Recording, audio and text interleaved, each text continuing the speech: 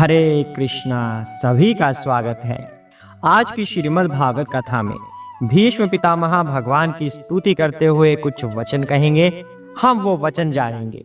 साथ ही श्री भगवान लोगों के साथ या कह सकते हैं जीवों के साथ कैसा व्यवहार करते हैं, भक्तों के साथ भगवान का क्या व्यवहार है और भक्तों के साथ भगवान का क्या व्यवहार है, वह सब हम आज की कथा में जानने वाले हैं। कथा आरंभ करने से पहले गुरु महाराज की एक छोटी सी वंदना करते हैं ताकि उनका आशीर्वाद हमें मिले और उससे हमें वह बुद्धि प्राप्त हो जिससे कि हम भागवत कथा का ज्ञान ग्रहण कर सकें। हरे कृष्णा। ओम ज्ञानतिमिरान्धस्य ज्ञानाञ्जनशलाकया चक्षुरुन्मीलितं येन तस्मै श्री गुरुवे नमः। जय श्री कृष्ण चैतन्य प्रभु नित्यानंद श्री अद्वैत गदाधर श्री वसादि गौर भक्तवृंदा। हरे कृष्णा कृष्ण कृष्ण हरे हरे, हरे राम राम राम हरे हरे। हरे कृष्णा। आइए कथा आरंभ करते हैं। अभी तक श्रीमद् भागवत कथा में क्या क्या हो चुका है। 9वां अध्याय चल रहा है, पहला स्कंद है और भीष्म पितामह अपने पोत्रों को उपदेश देते हैं।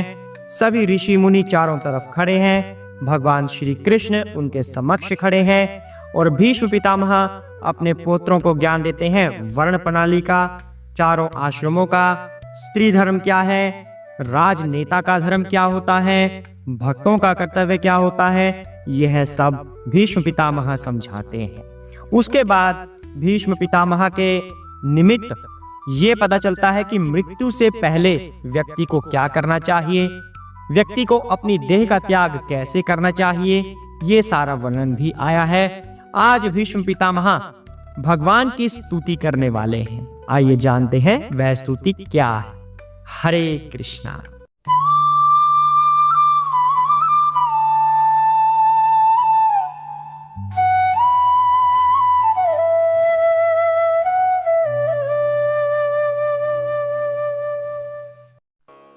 भीष्म उवाच इति माति उपकल्पितवितृष्णा भगवती सात्वात पुंवे विभुम्नि स्वसुखमुपगते क्वचिद् विहर्तुं प्रकृतिमुपेयुषि यद्भव प्रवाह। हरे कृष्णा। भीष्म देव ने कहा, अभी तक मैं जो सोचता, जो अनुभव करता तथा जो चाहता था वह विभिन्न विषयों तथा वृत्तियों के अधीन था, किंतु अब मुझे उसे परम शक्तिमान भगवान श्री कृष्ण में लगाने दो। वे सदैव आत्मतुष्ट रहने वाले हैं, किंतु कभी कभी भक्तों के नायक होने के कारण इस भौतिक जगत में अवतरित होकर दिव्य आनंद लाभ करते हैं। यद्यपि यह संपूर्ण भौतिक जगत उन्हीं के द्वारा सृजित है। हरे कृष्णा। तो भीष्म पितामह यह कह रहे हैं कि अभी तक उनका मन भौतिक चीजों में लगा हुआ था। इसका तात्पर्य क्या है? भीष्म पितामह एक राजनेता भी हैं, अगर देखा जाए तो कौरवों के मुखिया भी हैं, उनके वृद्ध हैं, उनके सेनापति भी हैं, क्षत्रियों में अग्रणी भी हैं। तो बहुत सारे उनके कर्तव्य हैं। इतने सारे कर्तव्य होने की वजह से उनका मन उन्हीं विषयों के चिंतन में लगा रहता था। ऐसा नहीं कि वो आसक्त थे। आसक्त भीष्म पितामह नहीं हो सकते, क्योंकि वो एक शुद्ध भक्त है। शुद्ध भक्त कभी भौतिक चीजों से आसक्त नहीं हो सकता, लेकिन उनके वो सभी भौतिक कर्तव्य थे जिनके विषयों में वो चिंतन करते रहते थे। लेकिन भीष्म अब कह रहे हैं, अब मैं अपना मन भगवान में लगाना चाहता। अब मुझे इन विषयों से कोई लेना देना नहीं, अब मुझे भगवान में मन लगाने दो। ऐसा भीष्म पितामह यहाँ पर कह रहे हैं। तो अभी तक जो भीष्म पितामह कर रहे थे, उनका सारा चिंतन, उनकी इंद्रियां जिस चीज में लगी हुई थी वह सब भौतिक रूप से प्रेरित था। लेकिन अब वो कहते हैं कि मुझे अपना सारा अनुभव, सारा चिंतन भगवान में लगाने दो। यहाँ पर एक बात और कही जा रही है कि श्री भगवान अपने शुद्ध भक्तों को उपदेश देते हैं।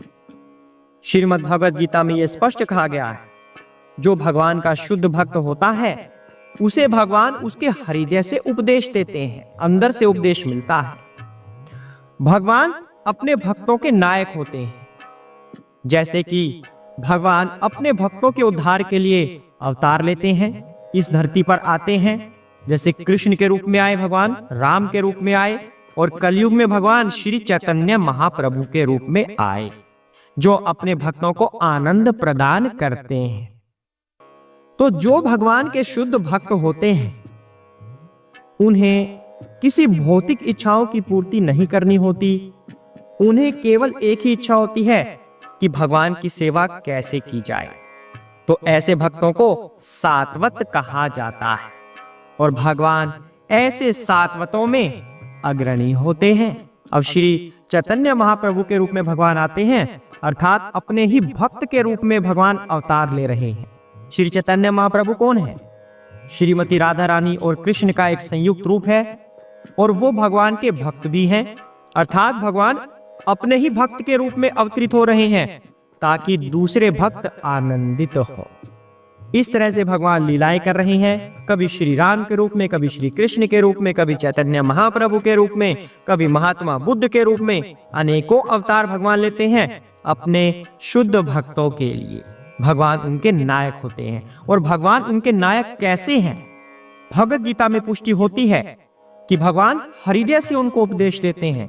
अपने शुद्ध भक्तों को हृदय में उनको ज्ञान आ जाता है, लेकिन भगवान वो ज्ञान देते केवल उन्हीं को हैं जो भगवान का भक्त हो। अभक्त को भगवान कभी ऐसी शिक्षा नहीं देते। जैसे कि साधारण व्यक्ति जो होते हैं भौतिक कार्यकलापों में लगे रहते हैं, अपनी इच्छाओं की पूर्ति में लगे रहते हैं, लेकिन भगवान उनकी इन इच्छाओं में कभी हस्तक्षेप नहीं करते। उनकी उन इच्छाओं की पूर्ति करते हैं, या कह सकते हैं कि उन्हें वो सब भौतिक कार्य करने के लिए अनुमति प्रदान करते हैं। लेकिन शुद्ध भक्त को भगवान हमेशा भगवत धाम जाने की शिक्षा देते हैं। चाहे किसी भी रूप में भगवान आए, चाहे गुरु महाराज के रूप में भगवान आए, किसी भी रूप में भगवान आ सकते हैं। अभक्तों को भगवान कभी भी ऐसी शिक्षा नहीं देते, बल्कि वे मौन धारण कर लेते हैं अभक्तों के समक्ष। भक्तों को शिक्षा देते हैं भगवत धाम जाने की, लेकिन अभक्तों के केस में भगवान चुप रहते हैं, साक्षी होते हैं कि जो ये कर रहे हैं इन्हें करने दो, जो ये कर्म करेंगे उसका फल फिर इनको आगे मिलने वाला है। जैसे कि एक राजा दो तरह के लोगों के प्रति समान व्यवहार करता है, जैसे कि एक बंदी हुआ और दूसरा स्वतंत्र नागरिक हुआ, वो सभी का राजा है। भगवान भी सभी के हैं, जैसे कि अभक्तों के भी हैं, भक्तों के भी हैं और सामान्य जीवों के भी हैं, लेकिन उनके प्रति व्यवहार भगवान का बदल जाता है। वैसे तो सबके प्रति दयालु है भगवान, लेकिन भगवत धाम जाने की शिक्षा भगवान केवल भक्तों को ही देते हैं, सभी को नहीं देते। तो भगवान इतने दयालु हैं कि जब मुक्ति का समय आता है तो भगवान यदि भक्त से कोई गलती भी हो जाए तब भी उसे शिक्षा देते हैं कि तुम्हें इस तरह से मुक्ति मिलने वाली। तो कहानी का सारांश ये निकलता है कि भगवान अपने भक्तों से बहुत प्रेम करते हैं और उनकी रक्षा करते हैं, उन्हें शिक्षाएं भी देते हैं। अभक्तों के प्रति वो मौन रहते हैं। अब जैसे भक्तों को केवल और केवल भगवान की सेवा करने से मतलब है, दूसरे कार्यकलापों से नहीं, उसी तरह भगवान भी अपने शुद्ध भक्तों की संगति करना चाहते हैं। भीष्म पितामह यहाँ पर कह रहे हैं कि भगवान इस भौतिक सृष्टि के रचयिता हैं, और ये कैसे करते हैं? भगवान अपने ही पूर्ण अंश से कारणोदकशाही विष्णु के रूप में भगवान अवतरित होते हैं, और वही इस सृष्टि के सृजनकर्ता भी हैं। एक साइड तो भगवान ने सृष्टि की रचना की है, और दूसरी तरफ भगवान अपने शुद्ध भक्तों की संगति भी करना चाहते हैं। ऐसा यहाँ पर भीष्म पितामह बता रहे हैं। तो भगवान अपनी स्वयं की इच्छा से प्रकट होते हैं, वे प्रकृति के नियमों से कभी बंधे नहीं होते, इसलिए उन्हें सर्वशक्तिमान या विभु भी कहा जाता है। आज के लिए इतना ही करते हैं। भीष्म पितामह बड़ा ही सुंदर ज्ञान हमें दे रहे हैं। कल भीष्म पितामह के द्वारा हमें और ज्ञान जानने को मिलेगा और आप साथ में बने रहिए। कोई प्रश्न हो तो पूछ सकते हैं, लेकिन भागवत को ध्यान से श्रवण कीजिए और तब आगे बढ़िए। हरे कृष्णा। ओम नमो भगवते वासुदेवाय।